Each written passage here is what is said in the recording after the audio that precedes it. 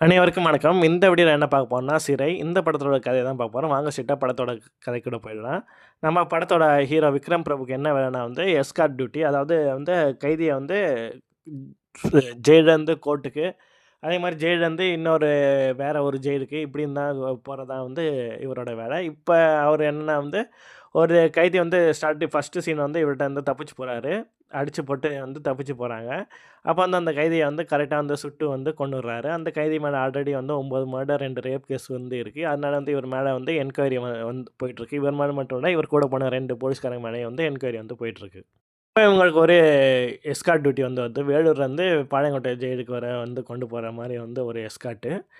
அந்த யாருன்னா வந்து அப்துல்ங்கிற ஒருத்தர வந்து எஸ்கார்ட்டுக்கு வந்து கூட்டிட்டு போணும். இப்ப அந்த கூட்டிட்டு போற போலீஸ்காரனோட அம்மாவுக்கு வந்து உடம்பு சரியில்லன்னு சொல்லிட்டு மெடிக்கல் லீவுக்கு வந்து அனுப்பிச்சு விட்றாங்க. அதனால வந்து விக்ரம் பிரபுவும் வந்து அவனோட கூட உள்ள 2 ஃப்ரெண்ட்ஸும் வந்து இந்த வேலைய வந்து எடுத்துடுறாங்க. எடுத்துட்டு வந்து இப்ப அப்துலோட கூட்டிட்டு வந்து போறாங்க. இப்ப அப்துலோட ஃபிளாஷ்பேக் வந்து காட்டுறாங்க. அப்துல் வந்து கிராமத்துல வந்து வசிச்சுட்டு வந்திருக்காரு. அங்க ஒரு இந்து பொண்ண வந்து லவ் பண்ணிட்டு வந்திருக்காரு. அந்த பொண்ண லவ் பண்ணணும்னு அவங்க சொந்த மாமாவுக்கு வந்து இந்த பொண்ண வந்து லவ் பண்றது வந்து பிடிக்கல. அதனால வந்து அப்துலுக்கும் அந்த மாமாவுக்கும் நடுவுல வந்து அடிக்கடி சண்டை வந்துகிட்டே இருக்கும்.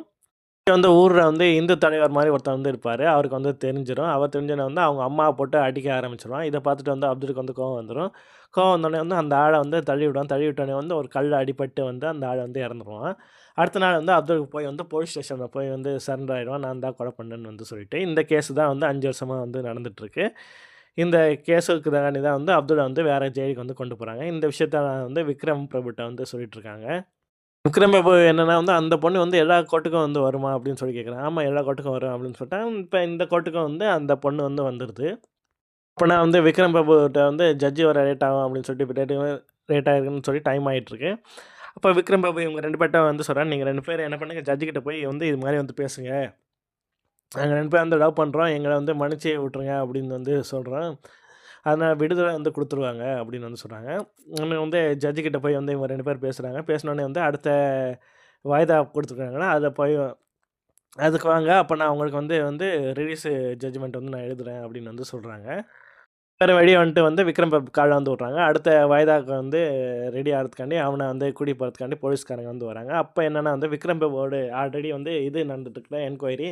அதுக்காண்டி வந்து அவங்க 3 பேரும் வந்து போயிடுறாங்க. இந்த பக்கம் என்னன்னா வந்து ஜட்ஜையே வந்து மாத்திட்டாங்க. ஜட்ஜையே வந்து மாத்துனோனே வந்து இவங்க ஷாக் ஆயிடுச்சு. அந்த பொண்ணும் வந்து வர லேட் ஆகுது. என்னாச்சுன்னு தெரியல. இந்த பார்த்தா ஜட்ஜு கிட்ட போய் பார்த்தா, ஜட்ஜு வந்து வாய்தா வந்து குடுத்துட்டாரு. அப்ப விக்ரம் பிரபு என்கொயரி முடிச்சுட்டு வந்து இப்போ ஜட்ஜு கிட்ட வந்து பேசுறாரு. ஜட்ஜு வந்து, "நீ யாரு? நீ யாரு?" அப்படின்னு சொல்லி கேட்குறாரு. "சார் நான் வந்து இந்த ஆள வந்து லாஸ்ட் டைம் வந்து எஸ்கார்ட் கூட்டிட்டு வந்தேன். இப்ப வந்து திரும்ப வந்து வாய்தா குடுக்காதீங்க சார். ஆல்ரெடி வந்து அவர்ட்ட முன்னாடி இந்த ஜட்ஜு கிட்ட பேசிட்டோம்." அப்படின்னு வந்து சொன்னோனே வந்து ஜட்ஜு கொஞ்சம் கடுப்பாயிடுறாரு. "நீ யாரு எனக்கு இதெல்லாம் சொல்லிக் குடுக்க? வாங்க அடுத்த வாய்தா வந்து பார்த்துக்கலாம்." அப்படின்னு வந்து சொல்றாங்க. இப்ப வந்து இந்த கைதி வந்து ஜட்ஜு கிட்ட வந்து போமாட்டேன்னு அழுதுகிட்டே இருக்காரு. அப்ப வந்து அங்கருந்து தப்பிச்சு ஓட ஆரம்பிக்கிறாங்க.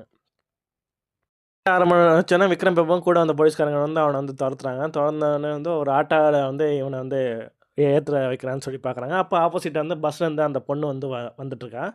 வந்துட்டுருக்கனோனே ரோடு கிராஸ் பண்ணலான்னு சொல்லிட்டு அந்த பொண்ண வந்து கிராஸ் பண்ண பார்க்குறான். அப்ப வந்து திடீர்னு ஒரு ஒரு பஸ் வந்து நின்னு ஆக்சிடென்ட் ஆயிருது.